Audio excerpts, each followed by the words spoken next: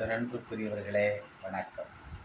June திங்கள் 3ஆம் நாள் முத்தமிழறிஞர் மூதறிஞர் டாக்டர் கலைஞர் அவர்களின் பிறந்தநாள். அன்புக்குரியவர்களே, இன்றைக்கு தன்னெழுச்சியாக இளைஞர்கள் ஜென்செட் டிஎம்கே என்று கூடுகிறார்கள் என்று சொன்னால் அதற்கு விதை போட்டவர் முத்தமிழறிஞர் டாக்டர் கலைஞர் அவர்கள்.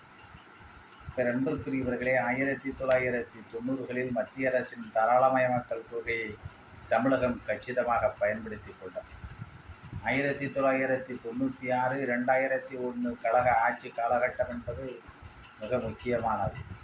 தகவல் தொழில்நுட்பத்துறை ஒரு புரட்சியை உண்டாக்கும் என்பதை கணித்து நாட்டிலே முதல் முறையாக 1997 அத்துறைக்கான கொள்கையை அறிவித்தவர் முத்தமிழறிஞர் டாக்டர் கலைஞர் அவர்கள்.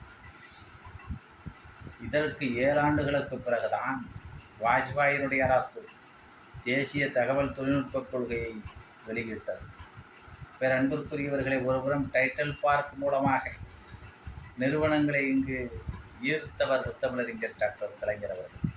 மறுபுறம் அங்கே வேலைவாய்ப்புகளை நம் மாணவர்களை தயாராக்கும் வகையில் உயர்கல்வித்துறையை தயார்படுத்தியவர் முத்தமிழறிஞர் டாக்டர் கலைஞர் அவர்கள். அன்புக்குரியவர்களே, 1999 முத்தமிழறிஞர் டாக்டர் கலைஞர் அவர்கள் நடத்திய உலக தமிழிணைய மாநாடு இன்னொரு முக்கியமானது செயல்பாடு. இன்றைய இணைய உலகில் தமிழ் முன்னே நிற்க பல வகையிலே விதை போட்டவர் முத்தமிழறிஞர் டாக்டர் கலைஞர் அவர்கள்.